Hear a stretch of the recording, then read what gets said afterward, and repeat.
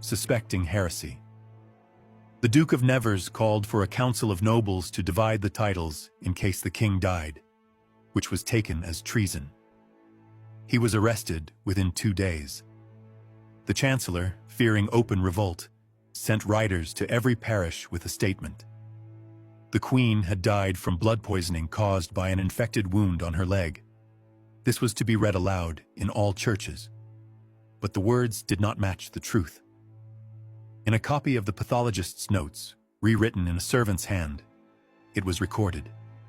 The fingers rotted before the wound appeared. Both hands decayed. The left was gone before the Mass had ended. While the king's health declined, his nephew, the Duke of Lorraine, gathered an army. He courted allies in Saintes and Bordeaux, promising reform and the end of the rot. The church kept silent. Cardinals hid. One monk, fleeing the Louvre, wrote, "The chambers are dark, no light, even candles die there." The letter soon reached the Bishop of Rouen, who declared it a sign of the era's end. 10 days later, the king was dead. His body was not displayed, not washed, not shaved, not dressed.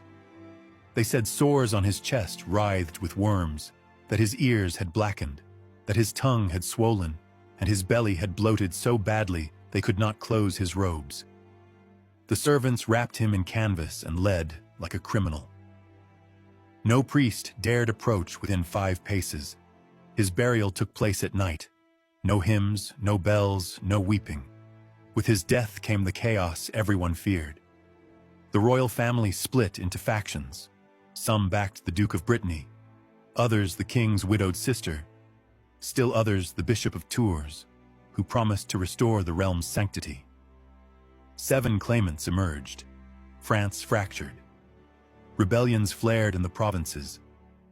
One lord shut the doors of his parish, declaring the queen's death divine judgment on a corrupt clergy. In Normandy, a monastery was burned for keeping a scrap of the sheet from her bed. People believed the cloth carried the contagion. In Tours, a rumor spread that a farmer had found one of her fingers, preserved, and tried to wear it as a talisman. He was executed in public. Across the kingdom, an age without a ruler had begun. The Saxon ambassador wrote home, "France stinks not only of corpses, but of souls." A Burgundian chronicler later put it more plainly, "First the woman rotted, then the bed, then the walls, then the country." The story of Marguerite, the queen whose fingers fell at Mass, did not end with her flesh, but in the fear she left behind. Her death brought no mourning. It brought political, religious, and moral decay. For a decade, no one dared restore her name. Only in the chronicle of a monk from Poitiers is there one line, written without flourish. Those who feared the smell of her body should fear the state of their own souls.